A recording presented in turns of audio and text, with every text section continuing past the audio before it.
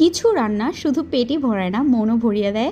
এমনই একটা রান্না হলো ফ্রাইড রাইস, রঙে গন্ধে আর উষ্ণতায় ভরা। সো আসসালামু আলাইকুম everyone, welcomes to memes life and vice page থেকে। সো প্রথমেই হচ্ছে আমি চিনি গুঁড়া চালটা সুন্দর মতো ভিজিয়ে রেখেছিলাম, তারপর সুন্দর মতো ক্লিন করে পানি ঝরিয়ে নিলাম। আর ফ্রাইড রাইসের মেইন পার্টটাই হচ্ছে তোমার রাইসটা। যদি তুমি রাইসটা প্রপারভাবে মেক করতে পারো তাহলে তোমার ফ্রাইড রাইসটা ঝরঝরা হবে। দেন আমি কিছু ক্যারট কুচি করে নিয়েছিলাম, তারপরে বরবটি দিয়েছিলাম। তোমরা চাইলে এখানে এক্সট্রা করে বাঁধাকপি অথবা ফুলকপি ইউজ করতে পারো। এরপরে হচ্ছে এগ নিয়ে স্ক্রাম্বল করবা, এগে একটু সল্ট আর একটু হচ্ছে তুমি সামান্য গোলমরিচ দিয়ে দেন হচ্ছে স্ক্রাম্বল করবা। এরপরে হচ্ছে বাটার অথবা অয়েল ইউজ করতে পারো। দেন একটু রসুন কুচি করে বাদামি করে ফ্রাই করে নিবে।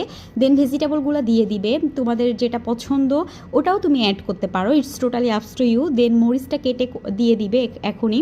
আর হচ্ছে সল্ট দিবে, তারপরে একটু হচ্ছে সামান্য গোলমরিচের গুঁড়া দিবে, সয়া সস দিবে, একটু টেস্টিং সল্ট দিবে, তাহলে এটা টেস্ট বেড়ে যাবে। অনিয়ন দিবে।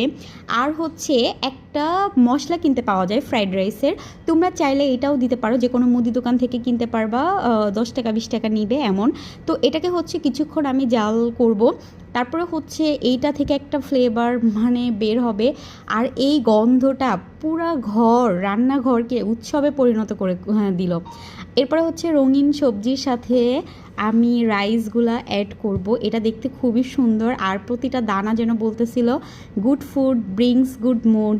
অ্যান্ড এই রাইসটা এত পারফেক্ট একটা ফ্রাইড রাইস হয়েছিল, মানে একদম ঝরঝরে আর flavourful. Thank you everyone, bye by.